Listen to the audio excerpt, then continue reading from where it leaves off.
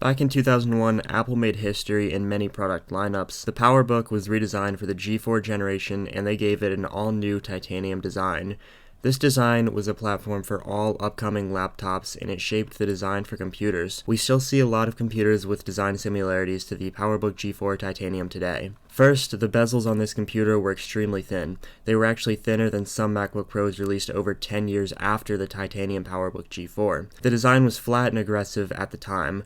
There were no protruding aspects like many Windows computers had, and even some PowerBooks before this had. The corners were rounded aggressively, and it made it look a lot more modern than previous PowerBook G3 machines. The machine featured a door in the back of the computer, covering up the ports. Unfortunately, this design was prone to damage, and it was never used again in Apple's design language going into the future. The display was great for its time. It was a 1280p panel with good brightness, and it was actually a matte panel, which meant glare was not a big issue on this laptop like some new MacBooks are today. The display was limited to 15 inches though, and it never got a 17-inch display option like later aluminum models did. The keyboard on this laptop was actually okay. I actually wrote the entire script for this video entirely on this laptop.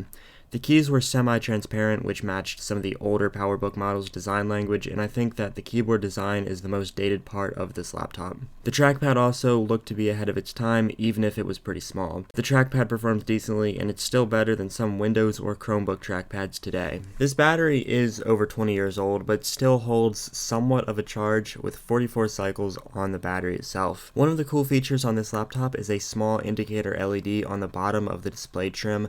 This can just kind of show random info, it can show if the computer's on. I think it could be used to show error codes if there's a fault on the computer too. The impressive part about this laptop was that it was only 1 inch thick, which was a major selling point in 2001. This laptop was incredibly thin and light for its time, and it looks and feels pretty great compared to any new or old laptop. Even some Windows and Chromebook laptops in the cheaper price range feel worse than this. I think that this computer was built absolutely amazingly. Performance on this laptop was pretty good for its time.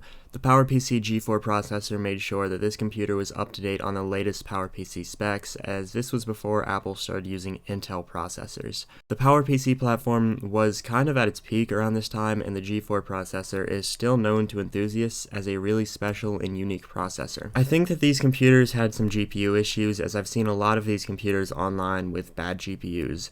The early to mid-2000s AMD graphics cards were really prone to failures, and I don't think that anyone can deny that, especially those 2011 MacBook Pro 15-inch and 17-inch computers. I wish that Apple continued with some of these design traits into the later PowerBooks and MacBooks, as the titanium design with the thin bezels looked absolutely amazing. I also believe that this was the last Apple laptop to feature rear-mounted ports, as they moved away from that after this. There were also hinge issues on these computers. I think that might have been relating to the rear-mounted ports because they couldn't do the hinge the way that they wanted to, and the hinge was basically designed so that it only had 2 connecting points to the rest of the computer's chassis, and that meant it was pretty weak compared to later MacBooks and PowerBooks. So the titanium PowerBook really shows a side of Apple that was stuck in 2001. Unique but professional design and a really strong push towards the future of computers. Many people compare the new Apple Silicon Macs to this computer's design, and I really can't see that personally,